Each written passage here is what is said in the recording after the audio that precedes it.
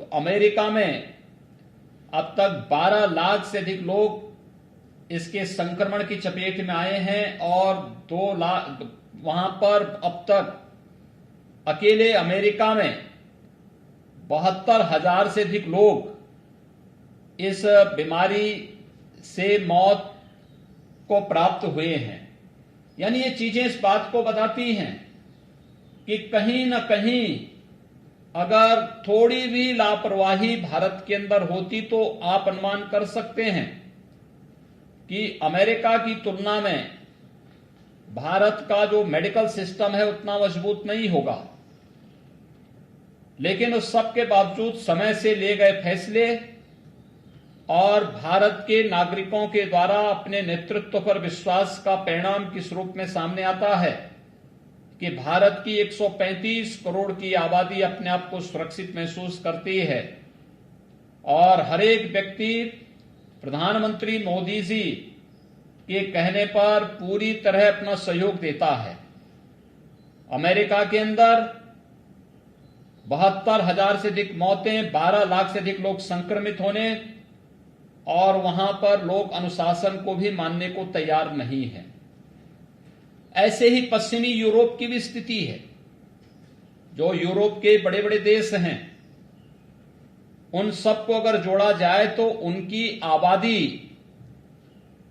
कुल 19 करोड़ है और उत्तर प्रदेश की आबादी को अगर हम देखेंगे तो उत्तर प्रदेश की आबादी हमारी 23 करोड़ है। अगर यूरोप के उन देशों की स्थिति को हम देखेंगे तो वहां पर संक्रमण की स्थिति भी 10 लाख से ज्यादा है और 1 लाख से अधिक मौतें हुई हैं। और अगर हम उत्तर प्रदेश के अंदर देखेंगे, हमारे पास कोरोना के एक्टिव केस वर्तमान में केवल 1800 हैं और कोरोना से जो मौत उत्तर प्रदेश में हुई है मात्र 56 है। ये देश की लड़ाई में उत्तर प्रदेश के नागरिकों का जो योगदान है उसका परिणाम है। हर व्यक्ति ने लॉकडाउन का पालन किया,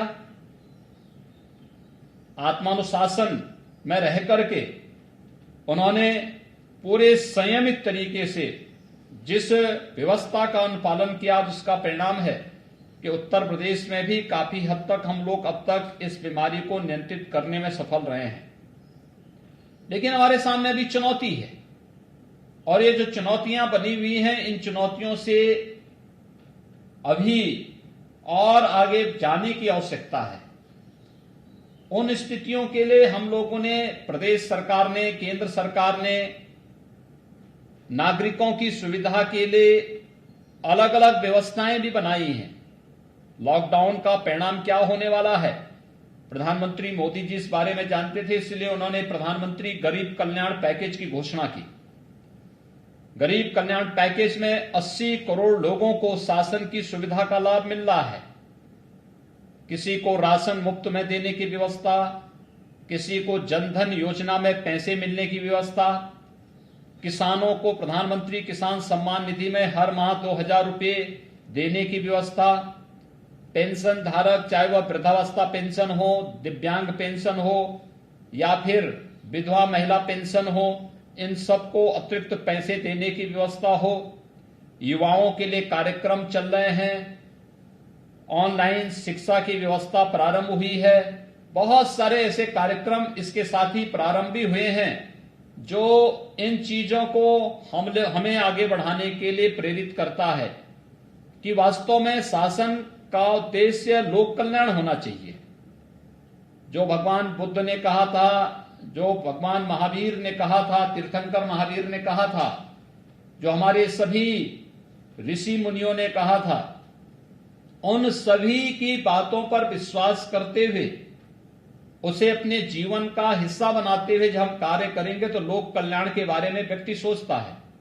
और यही कार्य हमने प्रदेश के अंदर भी प्रारंभ किया। प्रधानमंत्री गरीब कल्याण पैकेज को घोषित करने के साथ ही हम लोगों ने प्रदेश सरकार के स्तर पर भी उन सभी गरीबों के लिए, चाहे वह मनरेगा के मजदूर हों, हमारे प्रदेश के अंदर निर्माण श्रमिक हों, हमारे प्रदेश के अंदर चाहे वह फेरी नीति से आच्छादित होने वाले ठेला है, खोमचा है, रेड़ी है, पटरी व्यवसायी है, पल्लेदार है, रिक्शेदार है, रिक्शा चलाने वाला है, ई रिक्शा चलाने वाला है, या फिर कुली है, इन सब के अलावा गांव में काम करने वाले जितने भी ऐसे शिल्पकार हैं जिनकी शिल्प ने गांव की अर्थव्यवस्था को स्वावलंबन की ओर अग्रसर किया है, उन सब के लिए भी हम लोगों ने खाद्यान्न के साथ साथ भरण पोषण भत्ता की व्यवस्था भी की।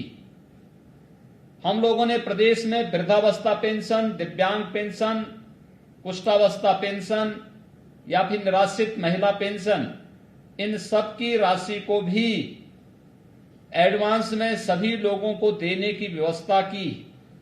ये लगातार क्रम चल रहा है। लेकिन साथ साथ उत्तर प्रदेश के बाहर जो हमारे प्रवासी कामगार और श्रमिक रहते हैं, वे उत्तर प्रदेश के निवासी हैं, लेकिन कोई महाराष्ट्र में, कोई गुजरात में, कोई कर्नाटक में, कोई राजस्थान में, कोई दिल्ली में, कोई पंजाब में, कोई हरियाणा में, कोई मध्य प्रदेश में, अलग अलग हिस्सों में वे लोग काम करते हैं। उन लोगों की भी सुरक्षित वापसी की तैयारी हम लोगों ने की और अब तक हम लोग प्रदेश में लगभग 7 लाख प्रवासी कामगार और श्रमिकों को 1 मार्च से लेके अब तक लाने में सफल हुए हैं। सुरक्षित रूप से लाने, उनके लिए यहां पर भोजन की व्यवस्था करने, फिर उन्हें उनके घर तक पहुंचाने, घर में उन्हें खाद्यान्न उपलब्ध कराने, उन्हें 1000 रुपये का भरण पोषण भत्ता देने की व्यवस्था वहां पर उन सब लोगों को की और आज ये सिलसिला लगातार चल रहा है। अब तक हम 46 ट्रेनों से, पहले यानी इधर 4 मई से लेकर के अब तक 46 ट्रेन से हम लोग देश के अलग अलग भागों में जो हमारे लोग रहते हैं, प्रवासी कामगार और श्रमिक रहते हैं, इन सबको सुरक्षित वापस लाने की व्यवस्था हम लोगों ने की और इनको सुरक्षित हम लोग ला रहे हैं। हमारे यहाँ के जो छात्र कोटा में प्रतियोगी परीक्षाओं की तैयारी करते थे, इन सभी छात्रों की भी सुरक्षित वापसी की तैयारी हम लोगों ने प्रारंभ की और उन्हें सुरक्षित अपने घरों तक पहुंचाया। इसके साथ ही हम लोगों ने प्रदेश के अंदर प्रयागराज में 15,000 छात्र हमारे ऐसे थे जो प्रतियोगी परीक्षाओं की तैयारी करते थे, उन्हें भी सुरक्षित उनके घरों तक पहुंचाने का कार्य किया गया। हरियाणा में, मध्य प्रदेश में, राजस्थान में जो भी हमारे प्रवासी कामगार और श्रमिक कार्य करते थे, इन सबको भी पहुंचाने का कार्य किया है। निरंतर इस कार्य को आगे बढ़ाने के लिए हम लोग कार्य कर रहे हैं। हम लोग प्रदेश में बाहर से आने वाले श्रमिकों के लिए टेम्परेरी जो आश्रय स्थल हम लोगों ने बनाए हैं, 12 लाख ऐसे कामगारों के लिए हम लोग अभी से व्यवस्था बना के रखे हुए हैं। और अगर कोरोना वायरस का प्रकोप बढ़ता है, उन स्थितियों में भी हमारा प्रयास है। अभी हम लोगों ने 50,000 बेड चिकित्सालयों में उपलब्ध करवाए हैं, आरक्षित किए हुए हैं, उपचार उसमें चल रहा है और इसकी क्षमता को इस मई के अंत तक हम लोग 1 लाख बेड तक करने की तैयारी भी कर लिए हैं। लेकिन हमारा प्रयास होना चाहिए कि किसी भी बीमारी के पहले उसके बचाव की पूरी तैयारी करना है और बचाव का ही आधार है लॉकडाउन और सोशल डिस्टेंसिंग। इसका पालन अगर हम करेंगे, भगवान बुद्ध की जन्मदिन के अवसर पर, उन्हें ज्ञान प्राप्ति के पवित्र दिवस के अवसर पर, उनके महापरिनिर्वाण के इस पवित्र दिवस के अवसर पर, तो हम इस बीमारी को नियंत्रित करने में सफल रहे हैं। खतरा भी टला नहीं, हमें सतर्क रहने की जरूरत है, ये कहना है सीएम योगी आदित्यनाथ का। पीएम ने गरीब कल्याण योजना की शुरुआत की है, सबको भोजन राशन की सुविधा मिल रही है। तमाम बातों का जिक्र किया सीएम योगी आदित्यनाथ ने जब संवाद कर रहे हैं वीडियो कॉन्फ्रेंसिंग के जरिए बौद्ध भिक्षुओं से।